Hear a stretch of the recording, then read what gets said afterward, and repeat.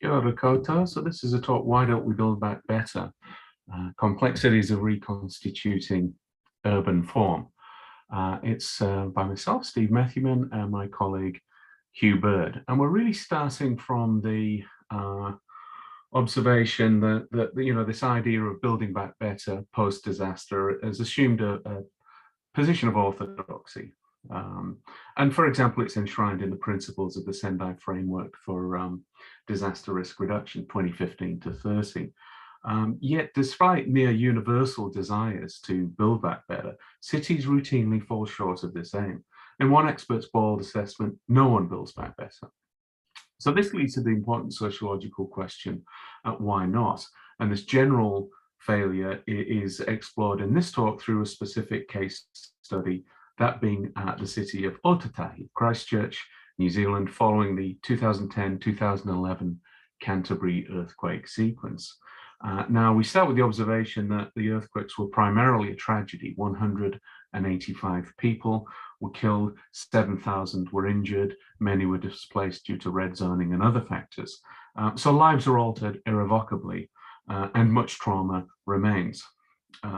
All the same, the quakes did provide an opportunity, one for wholesale urban renewal.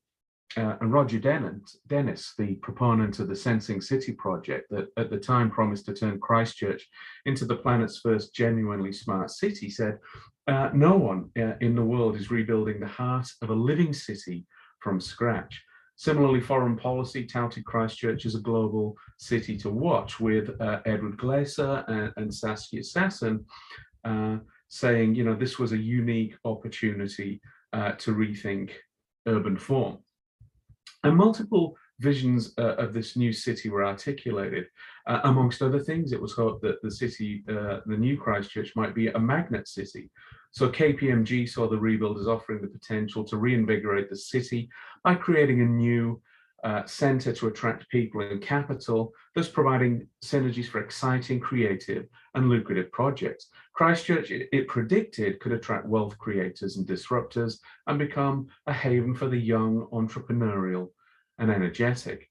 Secondly, it was hoped Christchurch might be a sporting city. The region already had undisputed success in rugby, and Canterbury excelled in other sporting domains besides. So Earthquake Recovery Minister Brownlee had this vision to transform Christchurch vacated residential red zone into the sporting capital of New Zealand. And an international standard open water course might be there to provide for rowing, swimming, triathlon and other things, creating this unparalleled Southern Hemisphere venue. A third strand was this idea of a future-proof city. In 2011, the then mayor, Bob Parker, said, look, Christchurch is fundamentally a 19th century city. Environmental understanding and sustainable living are light years away from the experience of the founders. And under Parker's leadership, the Christchurch City Council Share an Idea program resulted in the People's Plan, and that delivered a very clear mandate for a compact, livable and sustainable city. As noted, we also have Roger Dennis's vision of a smart city. The idea that Christchurch could become the world's first genuinely smart city. So sensors would be embedded into built infrastructure to give real-time information on such things as air quality, or noise levels, or energy consumption. And he said the project would pave the way for Christchurch to become a laboratory to better understand how technology can create more sustainable urban environments. Another strand was this desire for Christchurch to be a post-colonial city, to become Ōtautahi. Bearing in mind that Christchurch was one of the most quintessentially English settlements in the colonial project. So the principal iwi, Ngāi Tahu, made history following the earthquakes, finding themselves in the globally unique position of being the first indigenous group to be an official party to recovery following major disaster.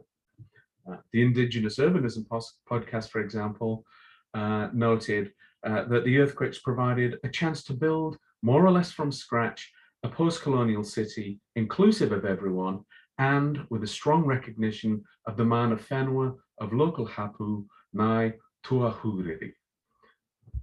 But as we see, the future sort of collapsed in many respects. So the first city of the 21st century was not to be. Central government usurped local government. The People's Plan, which is to say share an idea, was replaced by the government's own blueprint, the Central Christchurch Central Recovery Plan. The Smart City died a swift death. KPMG quickly curbed its enthusiasm, lamenting an opportunity lost. And Regenerate Christchurch CEO Ivan Iftekhar said, the perception that others have of Canterbury and that a lot of Cantabrians have themselves is that historically it's a fairly white conservative community. University of Canterbury sociologist Mike Grimshaw refers to it as the Uncle Barry problem, which is to say when he asks his students to personify the city, they say it's older, it would be white, only high school education, conservative, a bit racist, all that sort of thing. So in addition to losing its magnetism, the city is yet to win the title of sporting capital. There will be no elite rowing lake in the residential red zone. Metro sports facility won't be completed until 2022. Work on the replacement rugby stadium for Lancaster Park, not really commenced yet. So cynics suggest that despite the initial burst of optimism, the city centre has moved from red zone to dead zone, and it's all too easy to find titles such as the one you're seeing here. The future isn't going anywhere, so why did Christchurch rebuild the city of yesterday? So how are we to explain these tensions and these failures, these collapsed futures, if you like? And I think the first thing is to start with the recognition that disasters are complex events with rapidly changing environments. Actors have to work with imperfect knowledge, governance structures can be compromised, and authorities are assailed by multiple and indeed competing resource claims. So efforts to build back, therefore take place in super politically charged domains. Moreover, authorities are inevitably dealing with a fractured public. There's no such thing as Christchurch society. Rather, there's a range of different actors, individuals, groups, communities, iwi, commercial organizations, aid agencies, local and national authorities and such. They have cross-cutting memberships and very contesting notions of how the city should be recomposed and of course of how life should be lived. And so you can see how complicated things get by just referring to a single building, which is Christchurch, City of Christchurch. Pardon me, where am I going on that one? Here we go, this is the one I want. So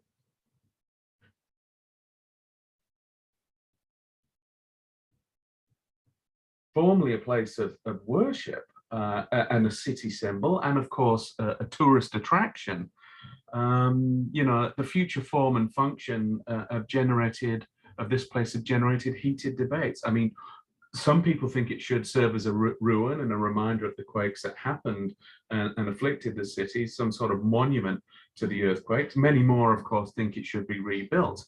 But if rebuilt, should it be rebuilt exactly the same, sort of return to its original state?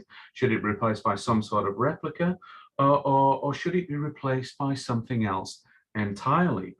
There are questions about who should be involved in its construction. There was a whole plan, of course, for the People's Steeple that would be erected by anyone that basically wanted to be party to it.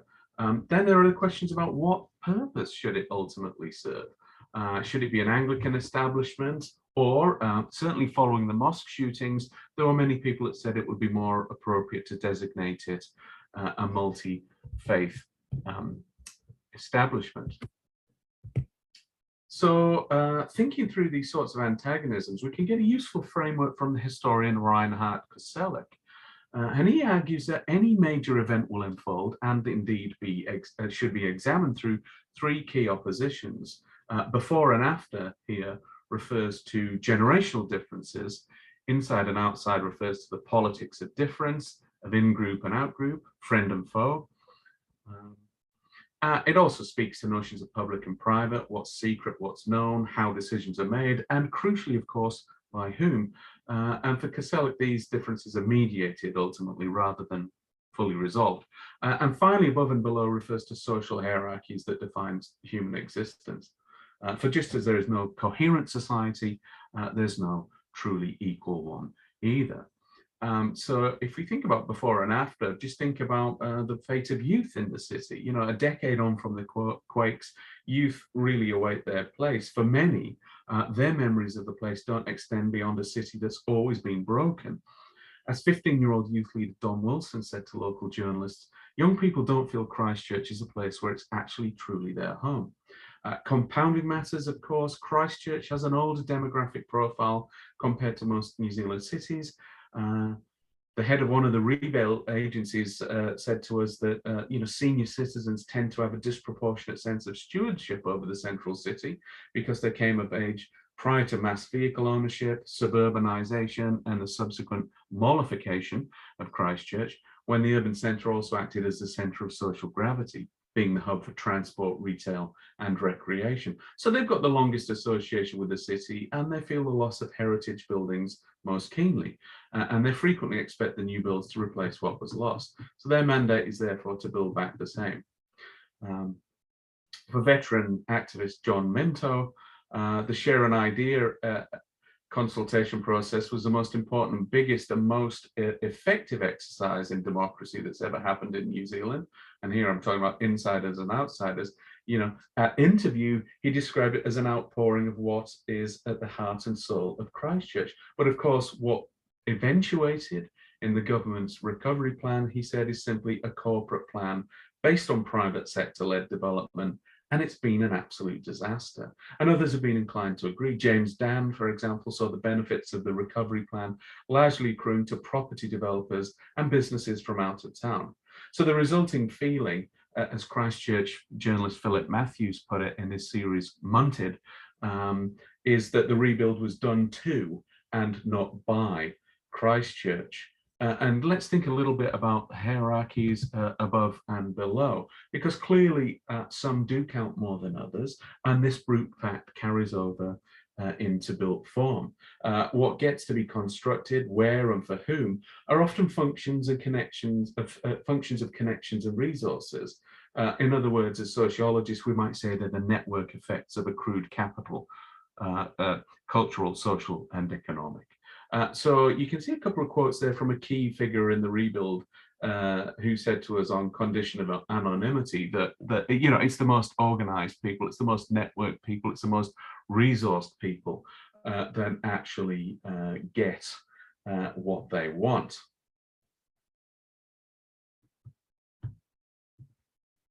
He followed up as well by saying, that's the thing about these environments. The leaders get busy, but the well-resourced leaders can continue to operate and lobby.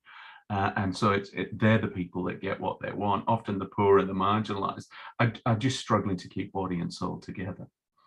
Okay, but there are resources for hope, right? It's never a simple matter of failure to build back better or successfully building back better. Usually we're going to be at some point in between. Meaningful change, of course, can take time. So maybe, of course, we are judging Christchurch too soon, because many experts say it takes decades or longer to truly recover and regenerate following disaster. So maybe our assessments at this point are simply too soon. We've conducted over 50 interviews with local people, and at an interview, even the most cynical respondents have offered positives to have emerged from the quakes. Almost everyone agrees housing stock is now better, commercial buildings are safer. We know that many of the new builds are aesthetic as well as structural improvements, with a number winning national and indeed international architectural and engineering awards. Others have told us that mental health issues no longer have the stigma they once did. Temporary and transitional urbanism projects have built community, built social capital, and demonstrated new possibilities, and again gained international plaudits. Interviewers also told us that people have become more community-minded and open to others, which is good. And while, as we indicated earlier, the city might not be exactly rangatahi friendly, it hasn't stopped youth from exerting their own agency. The student volunteer army being a spectacular example here. They successfully mobilized to help fellow Cantabrians clean up in the aftermath of the quakes. But very unusually, For a voluntary group, they've become what we call a repeat emergent emergency response organization, also aiding after the Kaikoura earthquake, with the current COVID-19 pandemic and the 2021 Canterbury flood. And they also now offer programs for primary, secondary, and tertiary level students right across the country. And so they're offering an inspirational model for young leadership nationally. The disasters, as noted, also made for a world first. Ngāi Tahu were ready to act in this post-colonial, post-settlement and post-quake environment, and having formally settled their grievances with the Crown over 2 decades prior, established their corporate governance structures, invested heavily in their own rangatahi, and been on track to become a billion-dollar entity. Ngāi Tahu were very well placed to help indigenize the Garden City, and they're now making their presence felt in the very fabric of the place.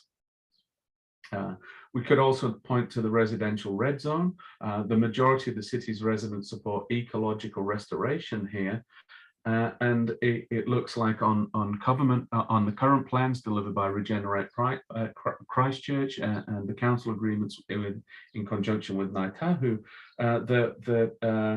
what will happen in the residential red zone is the People's Anchor project, a green print, if you like, which will be a counterpoint to the government's central city blueprint. And finally, here, when the quakes struck, there was something of an old boy network running the city. I've talked to a lot of older people who said that Christchurch was such a hidebound place. But back at the time of the quakes, the majority of the national and local authority figures were male. But now the Prime Minister, Minister for Regeneration, Mayor, Editor of the Press, and the CEOs of Christchurch Foundation, Christchurch NZ, and the Christchurch Chamber of Commerce are all female. As Amy Carter said to us, this city is definitely run by women now. So if we just wrap up on some of the complexities of rebuilding urban form, we might say that, well, okay, you can design buildings and you can design precincts, this happened, but you can't really design and engineer urban life. As many commentators have noted, community grows from the ground up. And of course, if we wanted to measure success, we're social scientists, so we can't just think about buildings as being the sum total of building back better, even if they are structurally and aesthetically improvements on what was there before, because proper regeneration also involves rebuilding lives, neighbourhoods, affective communities, social relations, occupations, and aspirations. Thinking about power, this is core business for social scientists. We must think that buildings might crumble, but this idea that we somehow have a blank space is misleading for the simple reason that vested interests endure. And often when you see what gets rebuilt and when, you get a good index of who the movers and shakers and real power brokers are within communities. Of course, the power brokers themselves don't always get their own way. The ombudsman has discounted the possibility of an elite rowing lake in the residential red zone, for example. And those in power ultimately making their decisions do get assailed by competing interests, work under conditions of imperfect knowledge, and often face the wrath of well-organized elites. Don't have much time to think about this, but just in some closing thoughts is, while we can't actually always get it right, we can actually compensate and support the ones that are marginalized and wronged.